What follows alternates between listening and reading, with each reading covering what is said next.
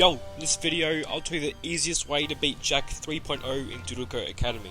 There are two ways to do this, and I'll be telling you both ways on how you can beat Jack. It's got a pretty strong team, not gonna lie, but you can cheese it quite easily with a few helpful tips. Except the help center quest, it is the 6th one I believe. You get 1,000 gems and a teddy bear, which I'll talk about later. He's got 6 doodles, they're all really high level, and I'll tell you the best way to counter all of his doodles and alternatives for you in case you've got a different team or you're just a beginner.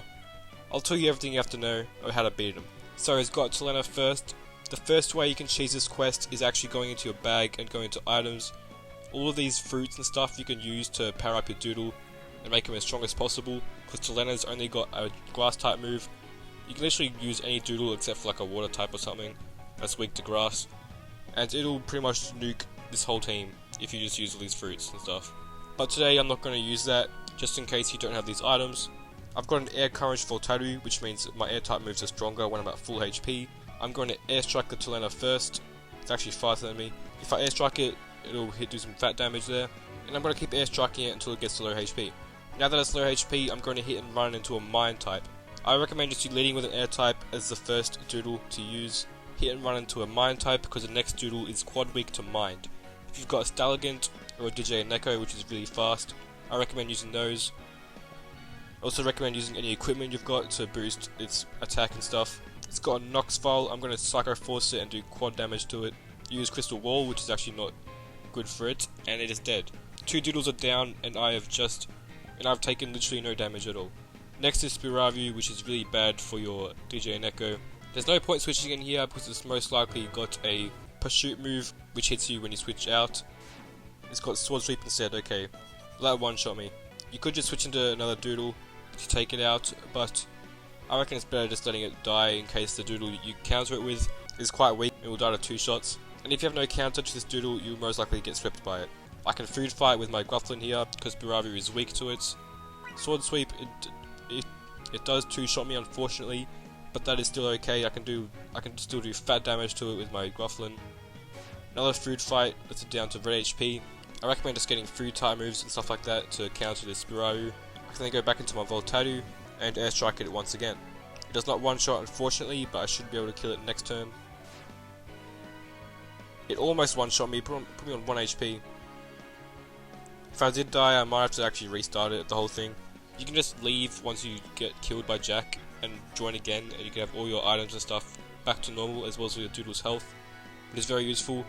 I can then use Shockwave on this Seraphim, as it's got Rip Current, which will probably die. But I recommend using electric type moves, doodles, or fist doodles, and I am dead unfortunately. This is very bad, but I'm just going to keep going. I'm going to use Harmony on this and put it to sleep. This way I can get my Medico out and use Night Night, which does double damage when it is put to sleep. I do attack last, but it's fine. I would have better doodles here, but I don't unfortunately. That does a lot of damage because it does really good damage to sleep doodles. This is why I'm able to take out Seraphim. If you don't have these doodles, I recommend just getting a melee attacking doodle after using the first 2 doodles I said to use. And now it's going to send in Incinerlisk. If you have your own Incinerlisk, it is a very good counter for other Incinerlisks because it's got Choke and you can just choke it to death. If you don't have that, I'm not sure what to use. Probably a strong water type user. We're going to hit Choke to put it on half HP. It correct bolt me, and it also gets hit by my Firebolt because I've got hidden trait 1. You can do what I do and you'll most likely win. It correct bolt me again, Firebolt on that, does nothing but it's okay. You could actually burn them. And I'm going to keep using Choke until it is really low HP. My Incinerlisk is down, but that's okay. I've got a Moss to counter it. Your water type shouldn't go down to Incinerlisks. And at any point you can just use some fruit that you have in your bag if you want to use it on some doodles. If you're taking their shots really well. Correct Bolt did a lot, but Rust takes it down.